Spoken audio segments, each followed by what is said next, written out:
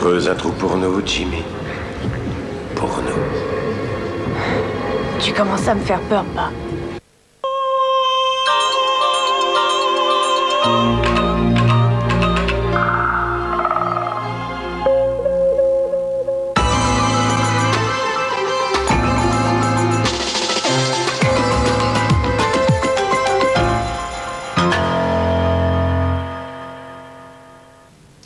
Bonsoir. Dans l'actualité, l'émotion des jeunes d'Evry après la mort d'un adolescent tué par balle hier et la retraite en grande pompe de l'ancien dictateur chilien Pinochet. Mais tout d'abord, cet impressionnant carambolage ce matin sur l'autoroute A31 près de Thionville en Moselle. Gel, brouillard, vitesse excessive. Un conducteur a perdu le contrôle de son véhicule. 90 voitures et 5 camions sont impliqués. Dernier bilan, 53 blessés, dont 8 grièvement.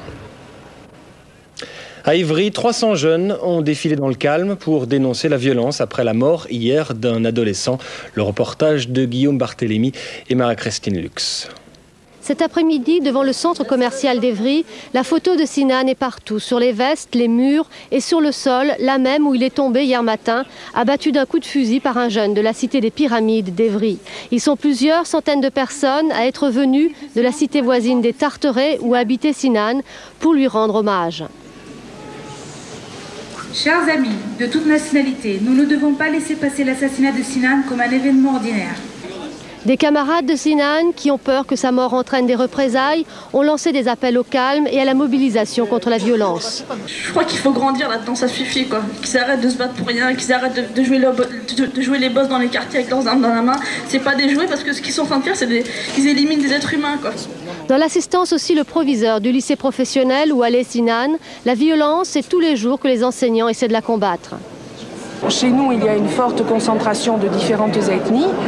Il y a des problèmes sociaux, il y a des problèmes de rivalité de quartier. Bon, tout ça c'est confondu chez nous, mais nous, notre rôle est d'aller vers, vraiment, je me répète, mais plus de respect des différences. Et ça, c'est le message que nous faisons passer tous à nos niveaux. Quant au meurtrier de Sinan, sa garde à vue a été prolongée de 24 heures. Au policier, il a expliqué qu'il a voulu venger son petit frère, agressé il y a quelques jours par une bande de la cité rivale des Tarterets. Recueillement également aujourd'hui dans la petite commune de Pavilly, en Seine-Maritime. 800 personnes ont assisté aux obsèques de la commerçante tuée par balle la semaine dernière. Les jeunes agresseurs présumés ont été arrêtés. Deuxième jour des plaidoiries au procès de Maurice Papon. Cavalier seul, maître Arnaud Klarsfeld demande une peine exemplaire mais inférieure à la perpétuité. À Bordeaux, Isabelle Orlans. Je n'ai pas essayé de le faire apparaître comme un diable en m'occupant uniquement de Bordeaux comme ça a été fait, puisque sa responsabilité, on ne peut la comprendre que si on comprend la responsabilité nationale de Vichy. Il est un instrument efficace, mais il est un instrument.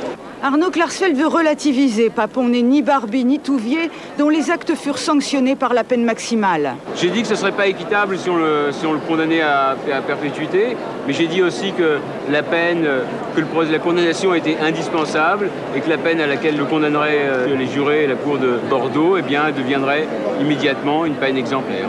Exemplaire afin que nul n'ait plus jamais à lire, comme Arnaud aujourd'hui, cette lettre jetée d'un convoi, ces mots d'enfant déporté. Si tu vois papa, dis-lui le malheur de nous. Jeannette Griff avait 9 ans. Roland Dumas est hospitalisé. Il a été opéré ce matin. Une intervention dont on ne connaît pas la nature, mais prévue de longue date. Le président du Conseil constitutionnel ne pourra probablement pas se rendre la semaine prochaine à la convocation des juges qui enquêtent sur l'affaire Elf. Trafic aérien fortement perturbé à Roissy et à Orly en raison d'un mouvement de grève des pompiers.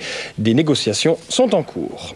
La crise au Kosovo. Pour la première fois, les autorités serbes proposent d'ouvrir un dialogue avec les responsables albanais du Kosovo, alors qu'à Pristina, 2000 femmes albanaises ont protesté contre la violence, bougies à la main, en signe de deuil. Certaines familles refusent d'inhumer les corps de leurs proches. Elles réclament des autopsies pour dénoncer les exécutions de la police serbe. Mais ce soir, 49 victimes ont été enterrées sur ordre de la police. Le général Augusto Pinochet a abandonné le commandement de l'armée de terre. L'ancien dictateur chilien prend sa retraite. Cérémonie solennelle impressionnante. À 82 ans, Pinochet reste toutefois sénateur à vie. Dans son discours, il n'a pas manifesté le moindre remords pour le putsch meurtrier qu'il a porté au pouvoir il y a 25 ans. Sans sourciller, Pinochet a conclu par ces mots « Mission accomplie ».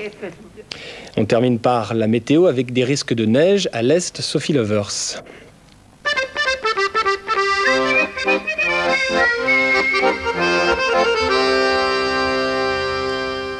La météo avec Somfy.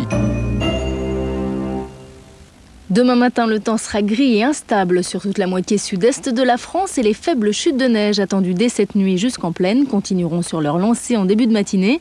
Le temps sera sec en revanche sur la Bretagne et les Pays de la Loire. Partout ailleurs, les averses seront fréquentes. L'après-midi, de petites pluies prendront le relais de la neige en plaine, tandis qu'il neigera encore sur les reliefs. Le vent du nord soufflera fort sur l'ouest du pays. Météo France prévoit des rafales pouvant aller jusqu'à 110 km/h en pointe sur les côtes de la Manche. Quant aux températures, elles varieront de 5 degrés à Strasbourg jusqu'à 14 à Marseille, en passant par 8 à Paris. À présent du cinéma, Amityville, la maison de poupées, suivie par la VO de Seven. Bonne fin de soirée.